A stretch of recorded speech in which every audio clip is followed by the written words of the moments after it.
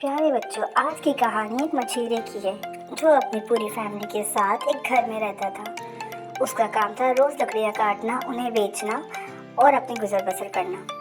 पर उसके बच्चे और बीवी इस बात पे जिद करते थे कि अब्बा आप ये काम छोड़ दें। आखिरकार मछेरे ने तंग आकर एक रोज पूछा, तुम मुझे ये क्यों बोलते हो? बच्चे ने कहा, बाबा, पेड़ पे घोंसले होते हैं, परिंदे होते हैं, उनके अंडे होते हैं। जब आप पेड़ काट देते हैं तो वो बेघर हो जाते हैं। इसके अलावा पेड़ों पे फल होते हैं, उनसे कितने लोगों के पेट भरते हैं। ये सब नुकसान होते हैं पेड़ काटने से।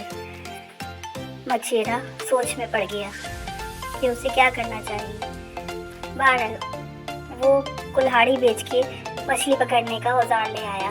पहले दिन उसको मछली भी अच्छी मिली। अब क्या था, दूसरे दिन उसको सुरमई मछली मिली और तीसरे दिन 2 मछलियाँ मिली। अब तो उसका घर कुछ खुशहाल हो गया था। 2 वक्त खाना भी पकने लगा था और वो अपनी ज़िंदगी सुकून से गुजार रहा था। उसने अल्लाह का शुक्र अदा किया कि उसके बच्चों ने उसकी आंखें खोल दी।